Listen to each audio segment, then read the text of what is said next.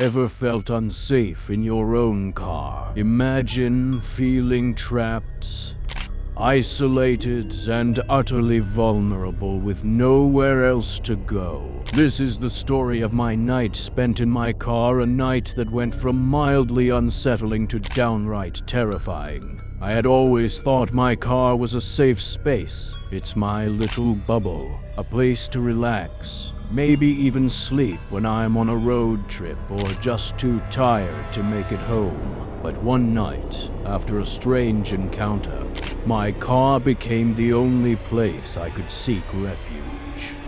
The events that unfolded that night turned my sense of safety into a lingering fear. It all started as a spontaneous decision to get away for the weekend. I was feeling overwhelmed by the stress of work and life, so I packed a few essentials, grabbed my keys, and hit the road. I didn't have a particular destination in mind. I just drove, following the winding roads into the outskirts, hoping for a little solitude. By sunset, I found a scenic overlook off a secluded road, tucked between a dense forest and a quiet lake. The spot was beautiful, yet oddly unsettling in the fading light. But the stillness was exactly what I'd hoped for. So I parked, rolled down my window, and enjoyed the view. As the stars began to sprinkle across the sky, I settled back in my seat, almost dozing off when I noticed something strange in my rearview mirror, a figure standing at the tree line, partially hidden in shadow. At first, I thought it was my imagination. But as I looked closer, the figure didn't move. It just stood there, watching. My heart rate picked up as I squinted, trying to make out any details. Whoever or whatever it was had no flashlight, no vehicle in sight, and seemed strangely tall. As night fully set in, it became harder to see, but the eerie sense of being watched lingered, gnawing at my nerves. I told myself it was just a hiker, maybe someone camping nearby. But every logical explanation I tried to conjure only heightened my discomfort.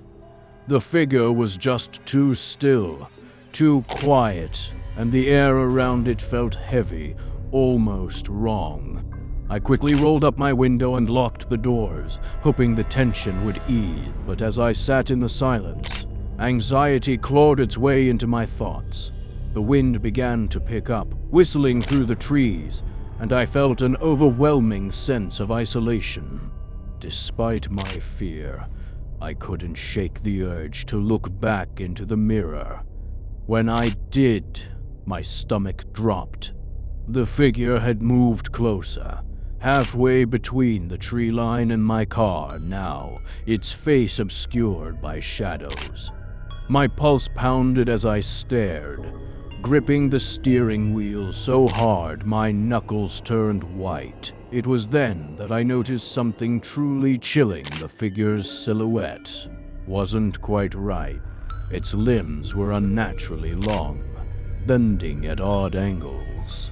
It stood hunched, like it was trying to fold itself down to a more human shape, but failing.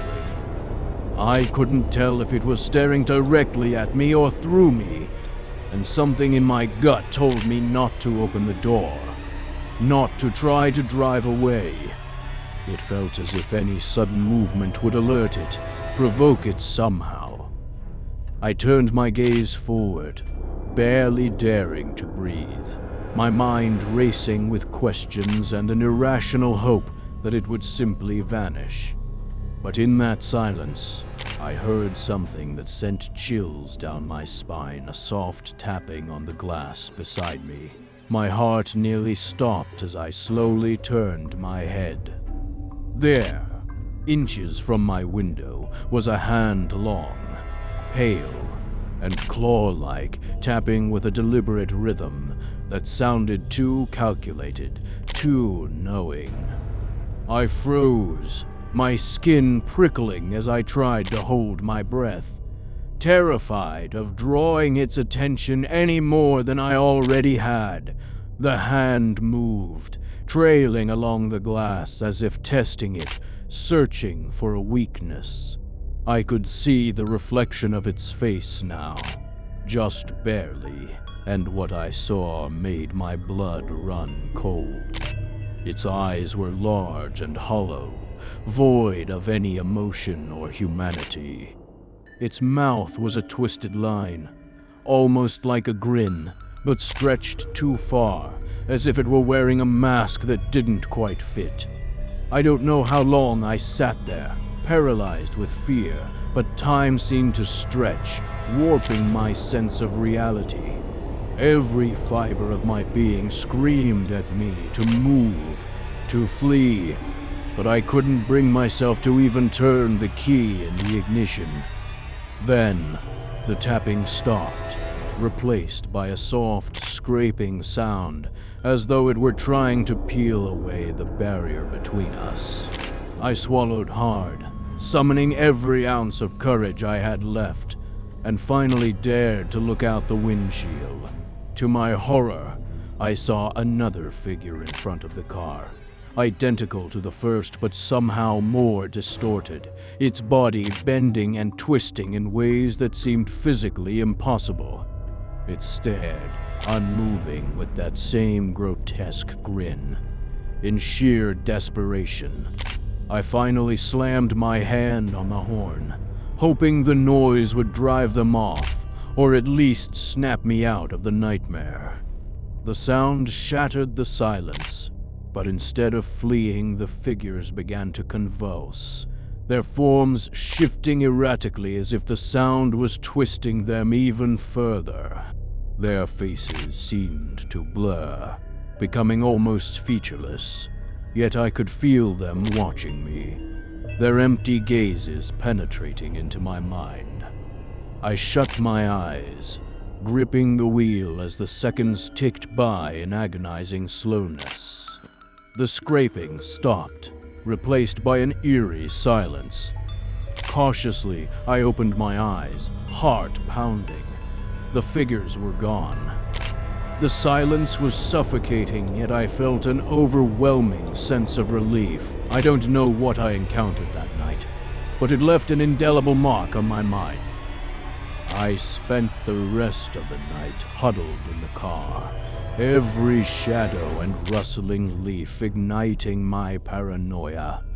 By dawn, I felt like a shell of myself, exhausted, shaken, and desperate to leave. When the first light broke through the trees, I drove away without looking back, vowing never to return to that spot. The experience changed my perspective on solitude, on the illusion of safety within my car. Now, whenever I think about that night, I wonder, were those creatures real, or did my own fears manifest them in the darkness? But in the end, I'm not sure it matters. Some things are better left unexplained.